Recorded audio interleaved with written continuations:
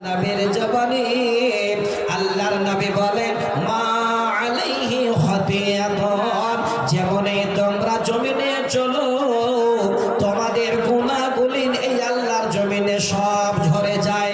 এই জমিনে তোমাদের গুনাহগুলো যদি পড়ে যায়, তোমরা যেন বড় বড় পাপ করেছো, অন্যায় করেছো, এবার এই রকমের দিন কায়েমে তোমরা অটল রয়েছো। যেমন এই জমিনে তোমরা চলবে তোমাদের গুনাহগুলো আল্লাহর জমিনে সব ঝরে যাবে। বিপদ আসুক, বেমারে পড়ে থাকেন, শুধু আল্লাহকে ডাকেন, আল্লাহ পাক রব্বুল আলামিনের কাছে এই ফরিয়াদ জানান, জানবেন যে আপনি পরকাল মঙ্গলময় করছেন। আপনার জীবন যেন এই রকমের সুখের জীবন হচ্ছে, আগামী দিনে আপনি আল্লাহর জান্নাত যাওয়ার জন্য রাস্তা সহজ করে নেবেন। শুধু পরকালকে নয়, ইহকালের কথা বলছি। দেখেন কষ্ট কাকে বলে। অনেক ভাইজানের লিস্ট এখানে আমি দেখলাম, যেই ভাইজানেরা হলেন ঠিকাদার, যেই ভাইজানেরা হলেন আজকে পয়সাওয়ালা, আল্লাহ পাক একবারে ওনাদের পয়সা দিয়ে দেননি। ওনারা আগে প্রথমে অনেক কষ্ট, অনেক রকমের কষ্ট বহন করেছেন। অনেক অনেক ভাই আমার আছেন, মানুষের বাড়ি জল দিয়েছেন, মানুষের সঙ্গে রাজমিস্ত্রির জোগাড়ি দিয়েছেন। আজকে আল্লাহ পাক রব্বুল আলামিন তাদের জন্য সম্মানের জায়গাটা পূরণ করে দিয়েছে। কারণটা কিসের? আল্লাহ রসুল বলছেন, যদি তোমরা কর্ম করো, জীবনে কষ্ট আসে, আর আল্লাহকে ডাকো, সবর করে যদি জীবন যাপন করতে পারো, তাহলে তোমাদের একদিন এমন সময় আসবে তোমরা রাজপ্রাসাদে বসবে, তোমরা হবে একজন রাজা। দলিল আল্লাহর কোরআন খুলেন, সূরা ইউসুফ নামে একটি সূরা, আয়াত নাম্বার 90, সেই 90 নম্বর আয়াতের একটু অংশ আমি আপনাদের শোনাচ্ছি। আল্লাহ পাক বলছে, আল্লাহ বলেন, ইন্নাহু মাইয়াত্তাকি ওয়া ইয়াসবির ফাইন্নাল্লাহা লা ইউযিউ আজরাল মুহসিনিন। আল্লাহ পাক বলেন, নিশ্চয় যারা আমাকে ভয় করল, নিশ্চয়ই যারা আমাকে ডর করল, আর আপদ বিপদ হলো তারপরও যেন সবর করে জীবন যাপন করল, আল্লাহ বলেন, ফাইন্নাল্লাহা, নিশ্চয় আমি আল্লাহ, লা ইউযিউ আজরাল মুহসিনিন, আমি আল্লাহ তাদের নেকি গুলো, তাদের আজর গুলো যেন কোনোদিন বরবাদ করে দিই না। এখানে নেকি থেকে তাফসীরে কি নিয়েছে? শুধু নেকির পাল্লা ভারী হবে, জান্নাতে যাবে এ নয়। এই আয়াত থেকে হযরত ইউসুফ আলাইহিস সালামকে বুঝাতে চেয়েছেন, একটু ভালো করে শুনবেন, জীবনে কষ্ট যদি আপনার আসে, আর যদি মাথা পেতে মেনে নিতে পারেন, একদিন আপনি কামিয়াব। আজকে এই কুরসেলবাসী জীবনে প্রথম কষ্ট করেছিলেন, আপনাদের মাদ্রাসাটা ছিল কাঁড়ি দিয়ে, বিন্নার বেড়া দিয়ে, পাটখড়ির বেড়া দিয়ে, আজকে সেই মাদ্রাসা যেন শাহনশাহ ইউনিভার্সিটি তৈরি হয়ে গেছে। শুধু একটা নয়, দুইটা মাদ্রাসা হয়েছে। এটাই হলো আমাদের সবুর বা কষ্টের ফল। দেখেন হযরত ইউসুফ আলাইহিস সালামকে ভাইরা কমায় ফেললো। অনেক কথা লম্বা আমি বলছি না, খালি এইভাবে তাকিয়ে বললেন, ভাইরা আজকে তোমরা আমাকে পড়ে ফেলে দিচ্ছ, একটু তোমাদের দুঃখ হয় না? আমার দিকে তাকিয়ে একটু তোমাদের মায়া হয় না? তারা এত বড় নিষ্ঠুর। হযরত ইউসুফ আলাইহিস সালামকে কুয়ায় ছেড়ে দিলেন। কে ছিল সেখানে? কোনো ভাই ছিল না, কোনো দাদা ছিল না, কোনো গ্রামের মানুষ ছিল না, একাই কুয়ায় পড়ে গেছেন। ওই সময় যেন হযরত ইউসুফ আলাইহিস সালাম বলছেন, আল্লাহ এত বড় কষ্টে, আল্লাহ তুমি ছাড়া আর আবার কেউ নেই। আল্লাহ বলছেন, ওরে নবী এত বড় তো তোর বিশ্বাস, এত বড় তোর যেন ঈমান মজবুত যে এই রকমের ধারণা যেন তোমার অন্তর থেকে আসছে। আল্লাহ পাক এমন করে সেই বিপদ থেকে হযরত ইউসুফ আলাইহিস সালামকে তুলে নিলেন। এবার বিশাল একটা জায়গায় যেন বাজার হলো, সেখানে বিক্রির পরে বাদশার ঘরে গেলেন। আর যেন বাড়াতে চাই না, আল্লাহ পাক এমন একটা সম্মানের জায়গা দিলেন যে পুরো মিশরের মধ্যে এই রকমের 1 নম্বর চেয়ারের মালিক বানিয়ে দিলেন। রাজত্ব দিলেন আল্লাহ। এই কষ্টের ফল, এইটুকু কষ্ট করেছেন যার জন্য তার ফল আল্লাহ দিয়েছেন। আর হাদিসের শব্দ পড়েছি, সব থেকে আশাদ্দুন নাসি বালান আল আম্বিয়া, আল্লাহ রাসূল বলছেন সব থেকে কঠিন যদি আল্লাহ পরীক্ষা নিয়েছেন নবীদের উপরে, এবার নবীদের পরীক্ষা সব থেকে বেশি হয়েছে। তিনি একজন নবী, দেখেন কুয়ায় ফেলে দিয়ে দেওয়ার পরে আল্লাহ এমন পরীক্ষা নিলেন যে তার বিনিময়ে আল্লাহ পাক মিশরের তাকতে বসিয়ে দিলেন। সেখানে বসে তিনি এবার রাজত্ব চালাচ্ছেন। কষ্টের সময়, অভাবের সময়, খাবার নেই, বাদশার কাছে গোডাউন ভরা সব মাল। এবার বাদশা এলান করছে এই রকমের আমার তরফ থেকে দেশবাসীদের রেশন দেওয়া হবে, তাড়াতাড়ি করে তোমরা এসো। ইতিহাস আপনাদের জানা, আল্লাহর কোরআনের কথা বলছি। এবার সবাই চারিদিক থেকে আসছে। যেই ভাইরা এত কষ্ট করে দুশ্মনী করে হযরত ইউসুফ আলাইহিস সালামকে ফেলে দিয়েছিল কুয়ায়, ওই ভাইরা সবাই সামনে গিয়ে এবার সওয়ালের হাত বাড়িয়ে দিয়েছে। উনি দেখছেন এরা কেউই নয়, এরা হলো সেই আমার ভাই, সেই হলো সেই দাদারা যারা আমাকে নিষ্ঠুর ভাবে কুয়ায় ফেলে দিয়েছিল।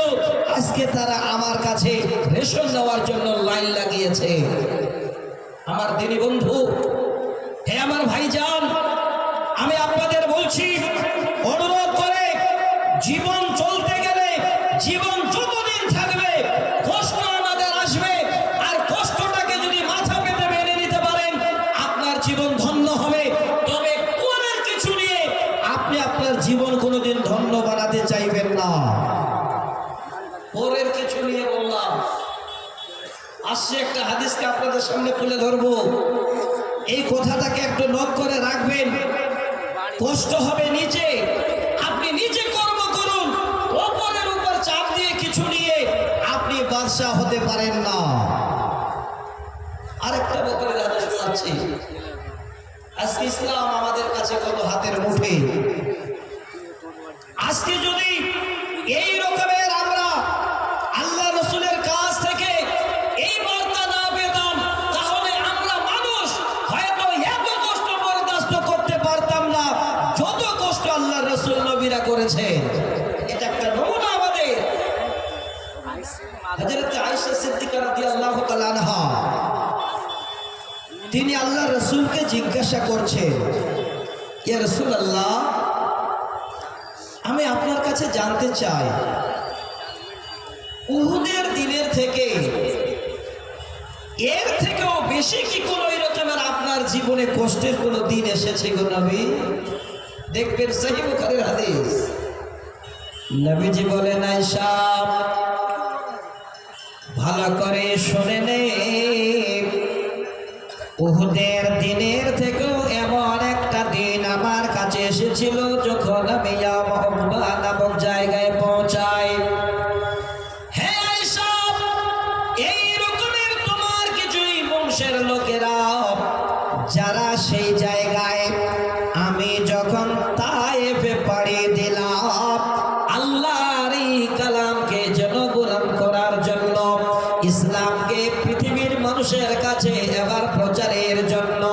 হে আয়েশা, সর্বপ্রথম আমি যখন তায়েফে গিয়ে ঢুকলাম, একটা লোকের কাছে গেলাম যার নাম হলো আবদিয়ালাল বিন কিলাল।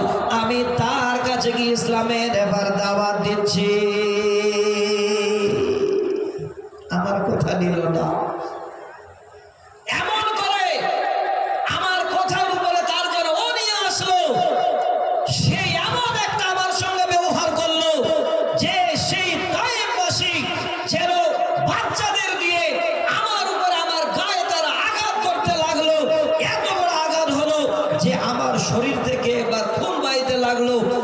শরীর রক্তে লহুলহান হয়ে গেল, কেউ নেই আমার পাশে দাঁড়াবে, একজন নেই।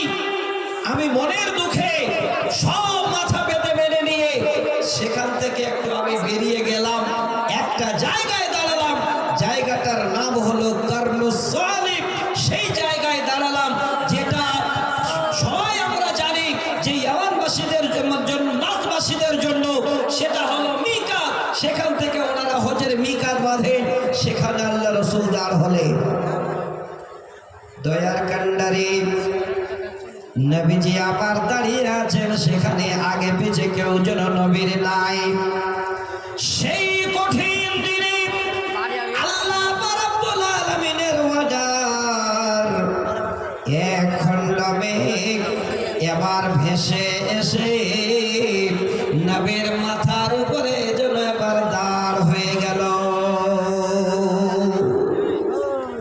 নবী যেন ছায়া পেয়ে গেলেন, শরীর থেকে রক্ত ঝরছে, অনেক নবীর আমার যেন কষ্ট হয়েছে। মেঘ এসে মাথার উপরে দাঁড়িয়ে গেছে, ইতিমধ্যে আল্লাহর একজন ফেরেশতা নবীর সামনে এসে হাজির, এসে বলছে মুহাম্মদ সাল্লাল্লাহু আলাইহি ওয়াসাল্লাম, একটু পড়বেন, আপনার সঙ্গে যে দুর্ব্যবহার তারা করেছে আল্লাহ সব শুনেছেন, সব দেখেছেন। তবে শোনো ওগো নবী, আমি হলাম এই পাহাড়ের ফেরেশতা, এই পাহাড়ের দায়িত্বের জন্য আমাকে আল্লাহ দিয়েছেন। আমি সেই পাহাড়ের ফেরেশতা নবী, তোমার কাছে এসেছি, একবার খালি আমার কথাটা শোনো। ইয়া মুহাম্মদ যালিকা ফি মাশিতা ইন শিতা আন উদবিকা আলাইহিমুল আকশাবাইন।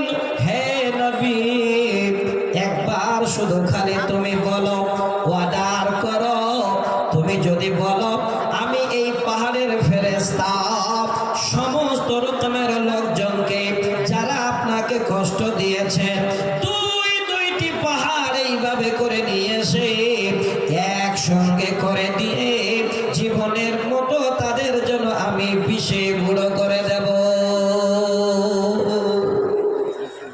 নবী আমার দাঁড়িয়ে আছেন, জীবনের এত কষ্ট, এত আঘাত, শরীর থেকে যেন খুন বাইছে, তারপরেও আল্লাহ নবীর মুখে এইটুকু কথা বের হলো না। এত বড় নবী যেন সাবির ছিলেন, এত ধৈর্যশীল ছিলেন। উনি এবার বলছেন, ওরে ফেরেশতা শোনো, আমি নবী যেন আমার কথাটা তোমাকে জানাচ্ছি।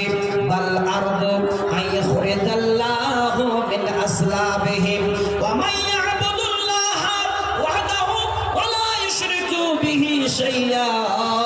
আল্লাহর নবী এবার সুন্দর করে ফেরেশতাকে বার্তা দিলেন, ওরে আল্লাহর ফেরেশতা শোনো, না না না, আমি এই রকমের জন্য অর্ডার দিতে পারি না।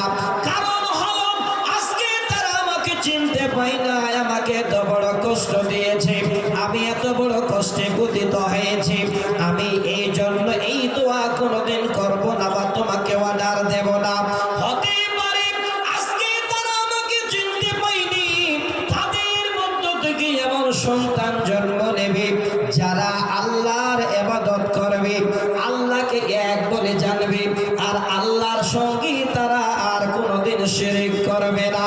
আল্লাহর হাবিব ধৈর্যের পাহাড় বুকে বেঁধে নিয়ে এই জন্য কথা বললেন। এবার বুঝেন, আজকে যদি নবীর মুখে এই কথা না বের হয়, সবর না করে যদি অর্ডার দিয়ে দিতেন, তাই মরুভূমিতে যেন শ্মশান হয়ে যেত। আজকে খুলে দেখেন ইতিহাসের পাতা, বর্তমানে তায়েফবাসীরা যেন এক আল্লাহর প্রেমে। আমার দিনী বন্ধু, আজকে ধৈর্যের ফল আপনাদের এই মাদ্রাসা। তবে আপনাদের অনুরোধ করব, এই হাদিসে, এই কোরআনের তাফসিরে একটা হাদিস আমি আপনাদের সামনে তুলে ধরবো, সেখানে সেই কথাটা বলবো যে পরের জিনিস নিয়ে কোনোদিন মানুষ ধনী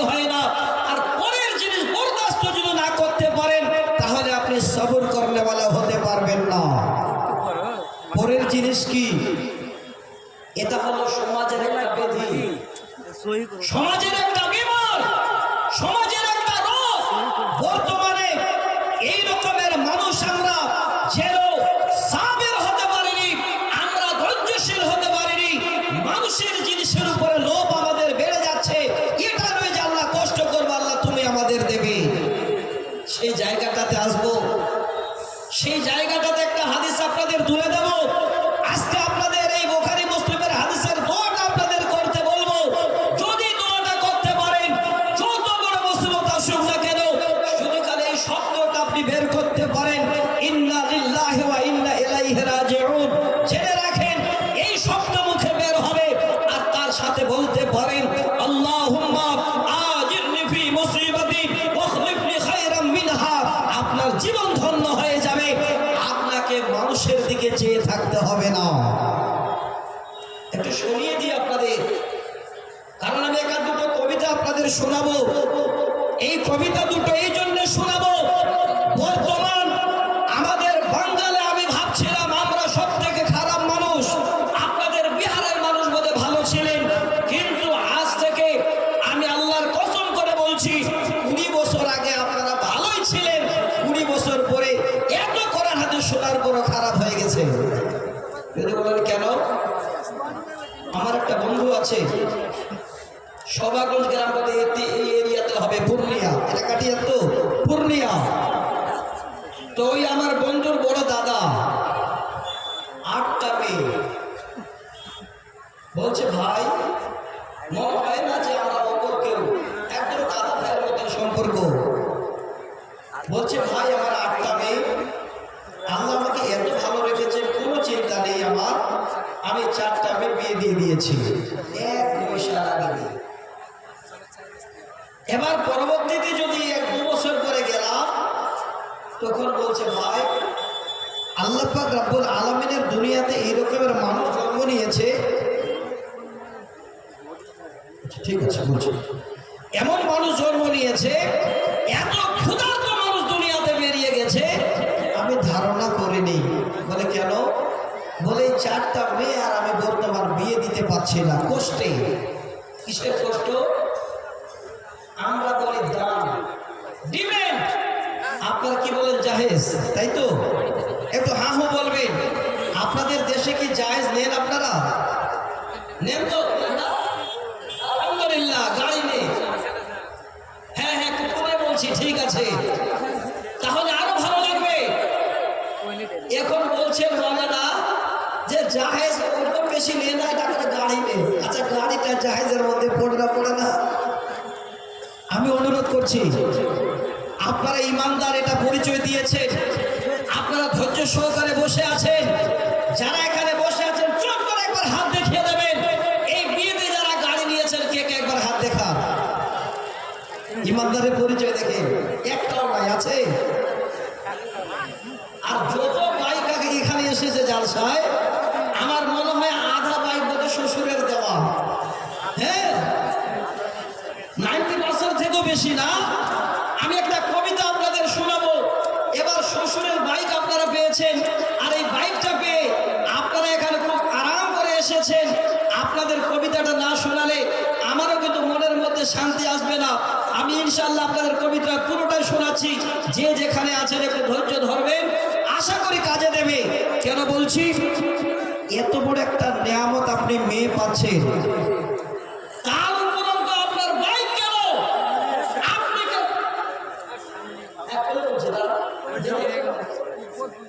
আজকে এই রকমের পুরুষ নামে আপনি নাম রেখেছেন, আপনি হলেন একজন পুরুষ, আপনার পুরুষত্ব আছে। একটা মেয়েকে আপনি পাচ্ছেন জীবনের সঙ্গিনী, যার থেকে আপনার কাছে আর যেন পৃথিবীর বুকে কোনো নিয়ামত হয় না। সেই মেয়েটাকে পাওয়ার পরেও আবার মেয়ের বাবার উপরে এত চাপ কেন? আপনার এত মেয়ের বাবার উপরে ছুরি চালান কেন? খুঁজে দেখবেন, রাজমিস্ত্রির জোগাড়ি করে, মানুষের বাড়িতে জল দেয়, হোটেলে কাজ করে। এবার যখন বিয়ের টাইম হয়ে যায়, দাদু বা নানা যখন বলে, হাজি তুমি বিয়ে করবে না? তো বলছে, না না, বিয়ে তো করবো, খুঁজে দেখো যেন একটা ভালো দাড়ি গুলাও হয়।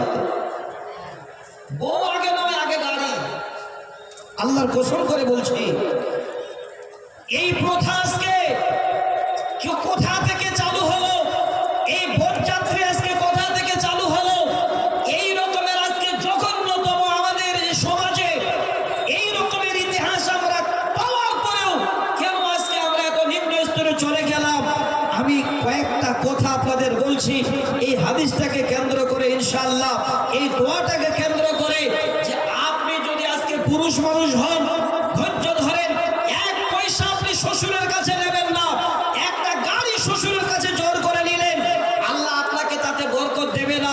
আর আপনি যদি সবর করে জীবনের নিয়ামতটাকে নিয়ে নিতে পারেন আর আল্লাহকে যদি ডেকে জীবন যাপন করতে পারেন, আপনার জীবনে কোনোদিন মালের অভাব হবে না। সহিহ মুসলিমের হাদিসের হাওয়ালা দেব। কিন্তু এখন এই বাইকটা সবারই জন্য মনে হচ্ছে ফরজ হয়ে গেছে। এই যে কিছু কিছু জিনিস ফরজ আমাদের জন্য, এই ইসলামের খুঁটি পাঁচটা, তার মধ্যে আমরা জানি আল্লাহকে সাক্ষ্য দেওয়া, তারপরে যাকাত দেওয়াটাও ফরজ যাদের মাল হয়েছে। কিন্তু এখন বর্তমানে ছেলেরা আমরা ভাবছি একটা বাইক নেওয়া আমাদের জন্য ফরজ। বাইক নিয়েছে ঠিক আছে, আপনি দিবেন নেবেন না, জায়েজ নেবেন না, ছুঁড়ে ফেলে দিন।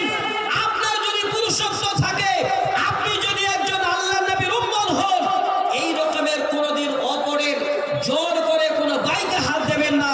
আজকে আপনি এই ইতিকাদ করে যান, 6 মাসের মধ্যে আল্লাহ আপনাকে বাইকের ব্যবস্থা করে দেবে। যদি বলে কি করে, হযরতে জুলাইবিবের হাদিস আপনাদের জানা আছে, খুবই আলোচনা করেছি আমি হযরতে জুলাইবিবের হাদিস, যে এত গরিব, দেখতেও ভালো নয়, বিয়ে করলেন, বিয়ে করে বাড়ি ঢুকলেন, খাবার যখন নেই বাড়িতে, নফল ইবাদত করেন, আল্লাহকে রাজি করার জন্য তারা নামাজ পড়েন, আল্লাহ পাক এত বড় যখন রাজি হয়ে গেলেন, সেই সময় বলা হচ্ছে আনসারীদের মধ্যে আল্লাহ এত ধনমাল দিয়েছিলেন যে জুলাইবিবির স্ত্রীর মতো কেউ যেন দান সাদকা করতে পারত না। আজকে এই জায়গায় আমরা পৌঁছে গেছি। আর যুবক ভাই, আপনারা আমরা সবাই আজকে জায়েজ নিয়ে আর শ্বশুরকে এই রকমের মাথায় চাপ দিয়ে শ্বশুরের সঙ্গে সম্পর্ক নষ্ট করেছি। বাবার গাড়ি তো গায়ে লাগে না, লজ্জাও লাগে না।